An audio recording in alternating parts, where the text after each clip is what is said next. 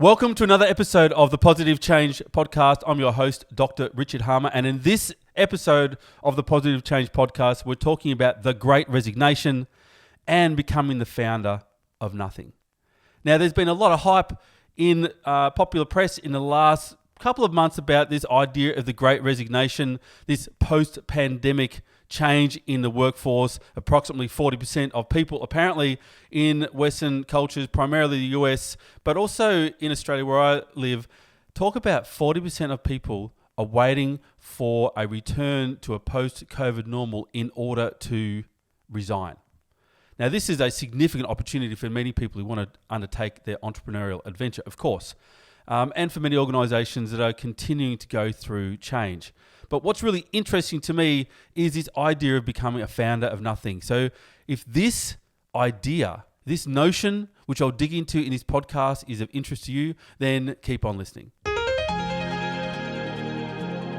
Hi, I'm Dr. Richard Harmer, and you're about to discover new ways to go from overwhelm to thriving in your business and in your life by following your passions, pursuing your unique life purpose, and stepping fully into your infinite potential.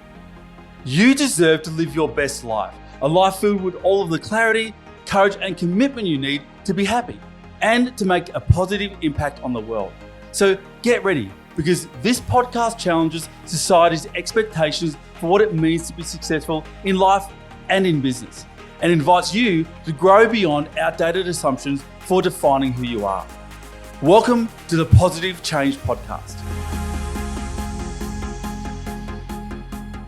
So welcome to another episode of the Positive Change Podcast. As I've mentioned in my introduction, I'm talking about how do we become a founder of nothing. Now, you are the single point of failure in your business and in your change success. And of course, you can liberate yourself from being stuck in your business and allow it to have even more impact and amplify its benefit to other people. Now, in setting the scene here, I was recently reading an article on how Jack Dorsey, the co-founder and CEO of both Twitter and Square, the financial company, recently resigned from his role as CEO of Twitter in late November 2021. Now, in a message, an email to all employees of Twitter at the time, he writes, "There's a lot of talk about the importance of a company being founder-led. Ultimately, I believe that's severely limiting and a single point of failure. I've worked hard to ensure that this company can break away from its founding and founders."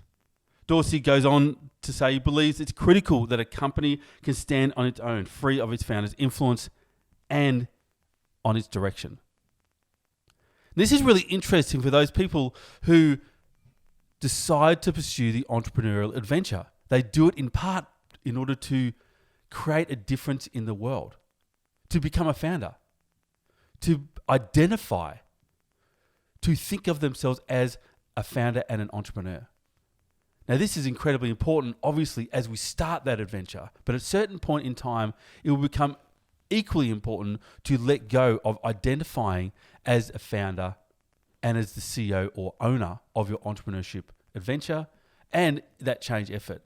Because ultimately, as Jack Dorsey points out, you can become that single point of failure. Now, what's really important here to consider is how do we ensure that our change, the difference that we want to make in the world for ourselves, others, and the people we care about, how do we ensure that that has an enduring impact beyond our own individual efforts? If we're truly trying to make a change in the world to create a benefit for other people, how do we ensure that that happens independent of ourselves? Because if it can't, then when we disconnect or lose motivation or try something else, or for whatever reason, we can't sustain the momentum, which can happen at times. Our efforts for change and positive change fail. Now, I first started thinking about this several years ago in my own entrepreneurship adventure, and I was really working in the area of innovation. And I developed, as part of this process and as part of my Positive Change 3X effect, this is one of the key building blocks that we'll work on in 2022. I've slated myself to build out as part of my program, is what I call the innovation or the innovator's journey. It's the importance of how an innovation goes from a concept, an idea, to implemented and concrete output or outcome for the benefit of other people. And there are 9 steps in this particular process. Step number 1 is an initial scope, putting some sort of parameters over what the idea, the innovation, the product, service, process that you see is going to create value. What is its broadest scope?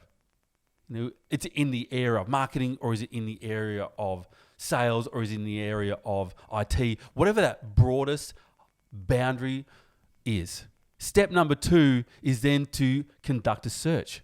What's going on in this particular scope within these boundaries, and where is the opportunity to create new or different value, or to remove a problem or an issue or a challenge? Then we need to, after we've done the search, spot that opportunity up, and we create an opportunity statement. This is where I see value can be created, an impact can be had.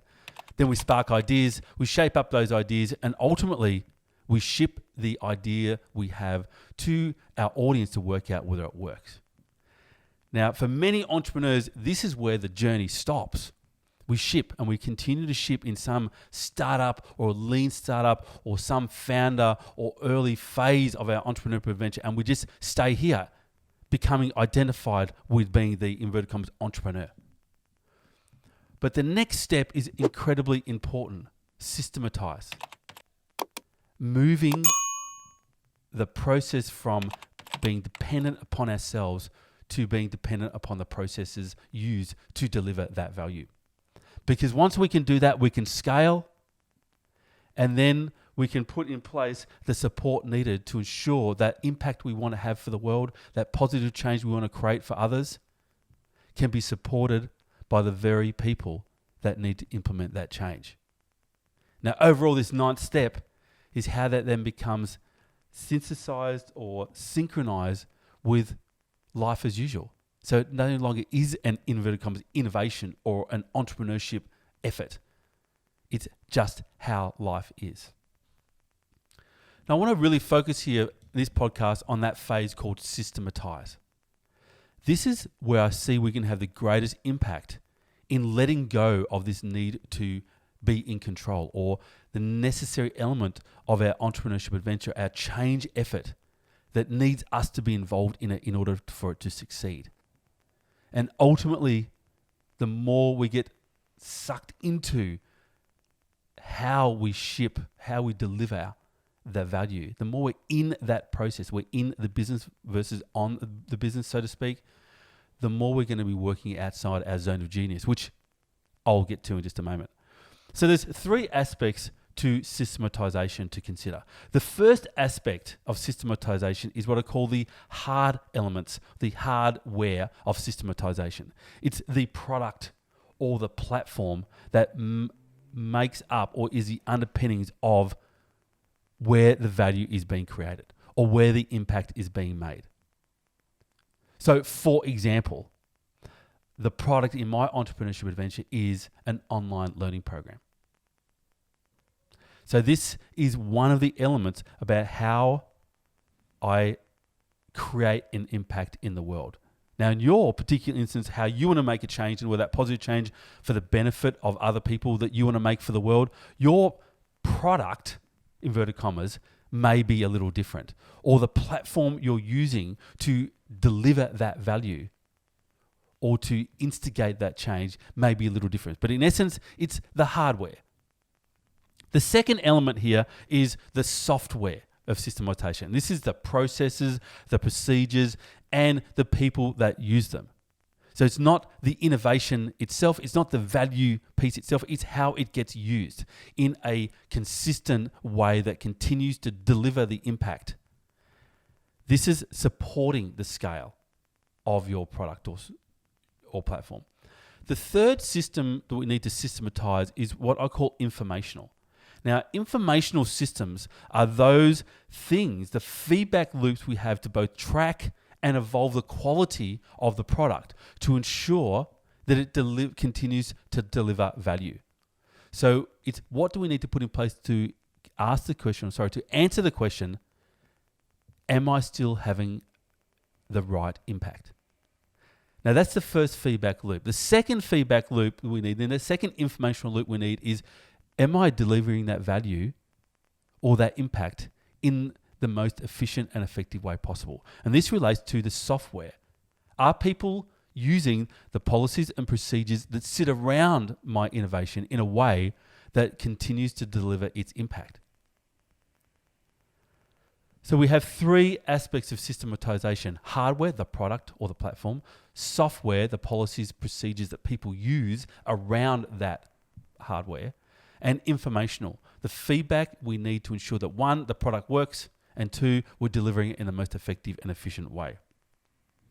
Ultimately, what we're trying to do in systematization is the end user of that innovation, the end user of that change effort we want to create in the world, is able to say, yes, I can do this for myself.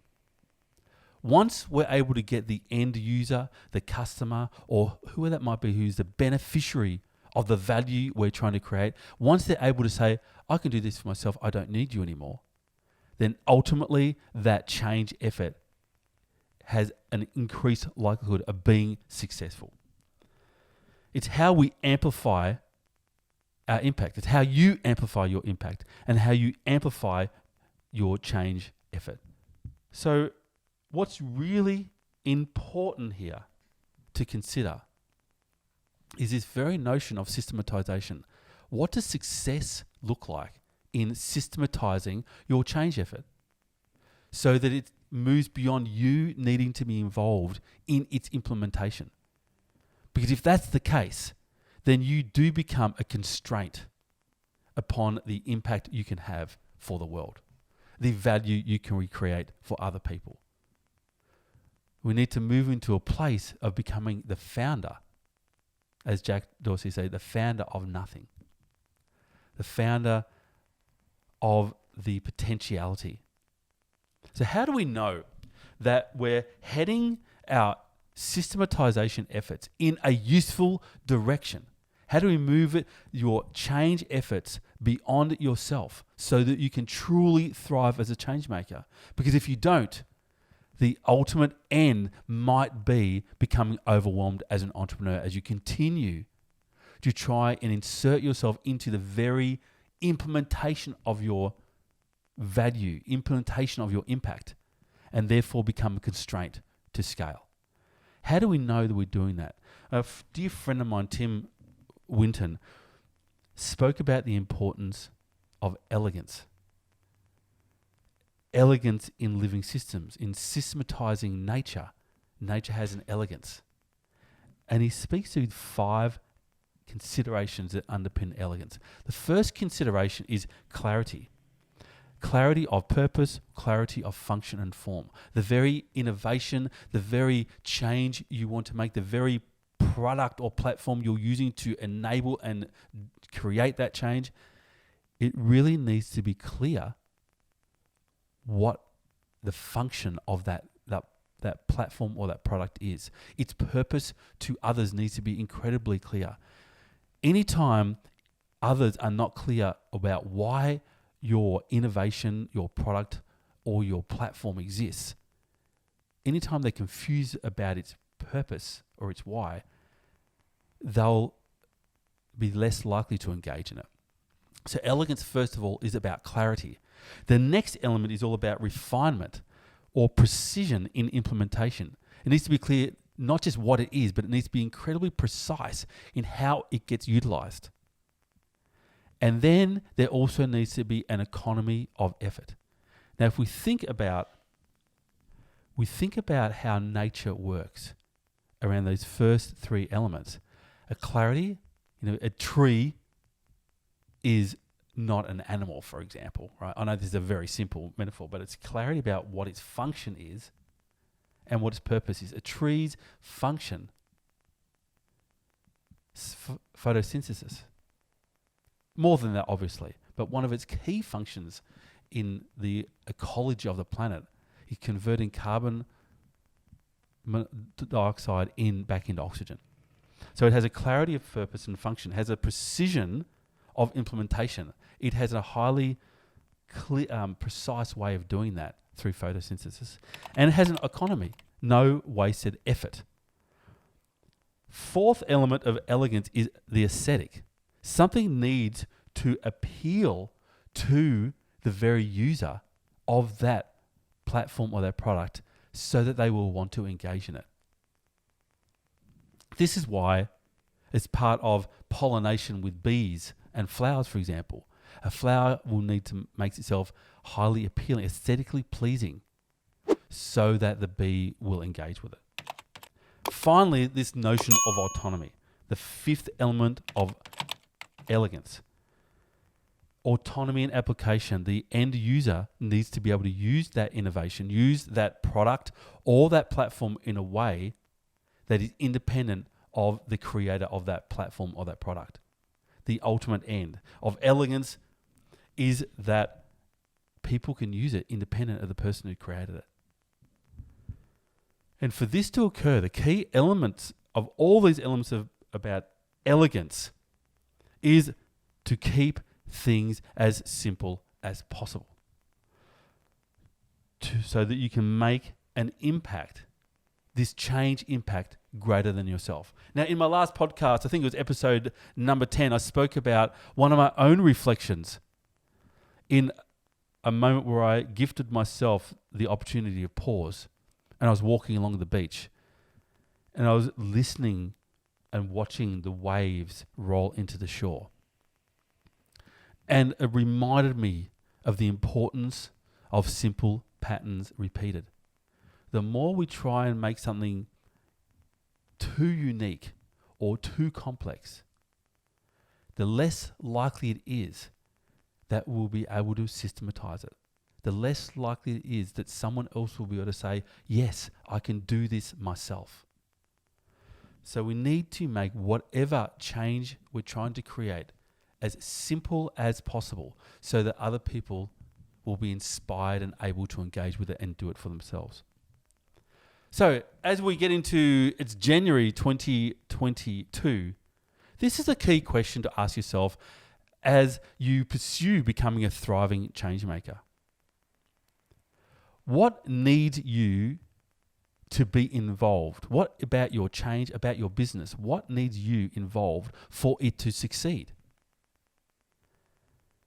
And when we start to think about what about your business or your entrepreneurship adventure or your change effort, what about it needs you involved for it to succeed? The next question to ask is it that action, that thing you need to do inside your zone of genius? That thing that you cannot not do, that element that only you can do. Now, I call this the 5% time. We talked about this also in a previous podcast, the power of 5% time. The 5% of your time that delivers 95% of your impact. That one or two things that is your unique contribution to make in making that positive change for yourself, others, and the world at large. What is it that you need to do that no one else can do?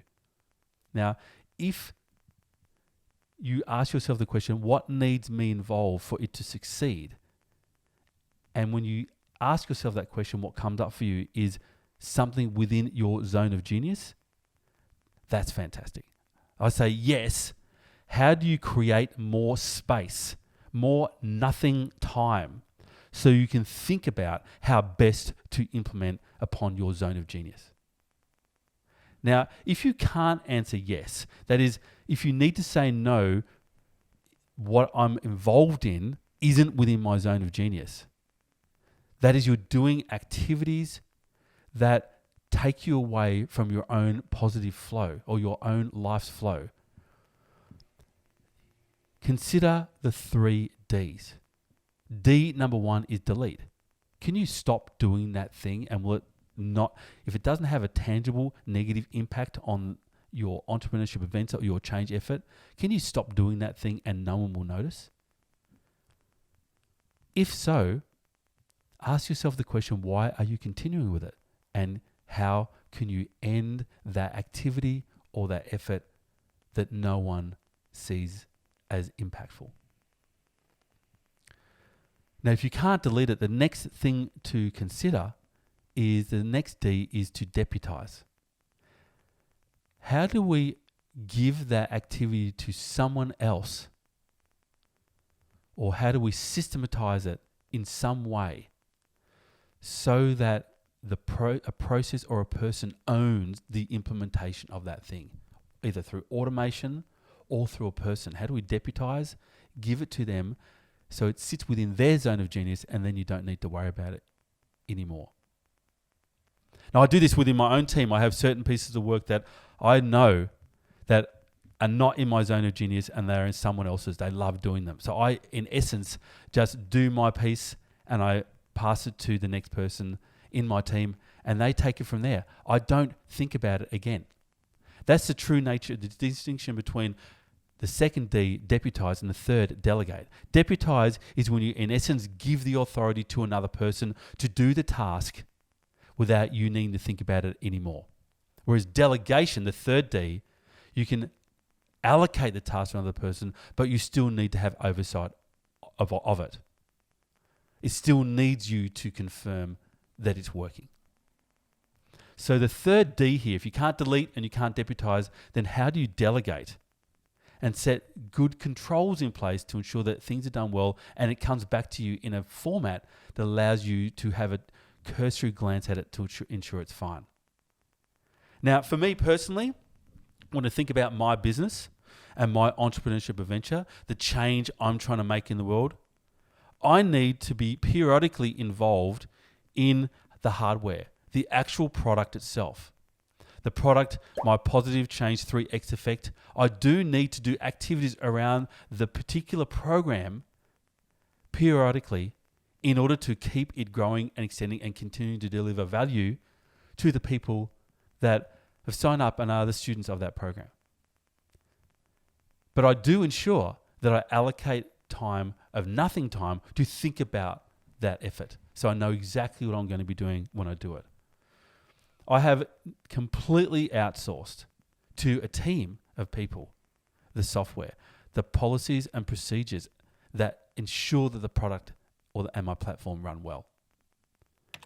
And I have a monitoring function in the informational elements, continuing to monitor that the product I'm delivering, the impact I'm having in the world, and I'm delivering that impact through my positive change program, that it still delivers value and it's being delivered in the most effective and efficient way possible. That's how I make a difference in my own systematization. The more I'm able to delegate software and be really simple patterns repeated, simple in the product itself, the more I'm able to create nothing time, where the impact I want to have in the world happens independent of my activity. Then I can be thinking about the most important impact I want to have next with my positive change. So the key message here for you as an entrepreneur moving towards being thriving as a change maker is do less to impact more. And the question to ask yourself now as you start 2022, how can you do less to impact more? And if you're at the point in time where you need to systematize your entrepreneurship efforts to really have that positive change in the world, think about these three things. How do I systematize the hardware? Whether that be putting things online or having something self-paced so you don't need to be involved in the product all of the time. How do you support building the software, the policies, procedures, and the people that use those around your change effort? And ensure you have the right measurement and monitoring processes in place to ensure that your product, your value, your impact still works and you're able to deliver it in the most effective and efficient way. Stay within your zone of genius. Ultimately, resign from being in your business and focus on working on your business. Nothing time. The time you have to create spaciousness for yourself to identify the right impact to have in the right way at the right time.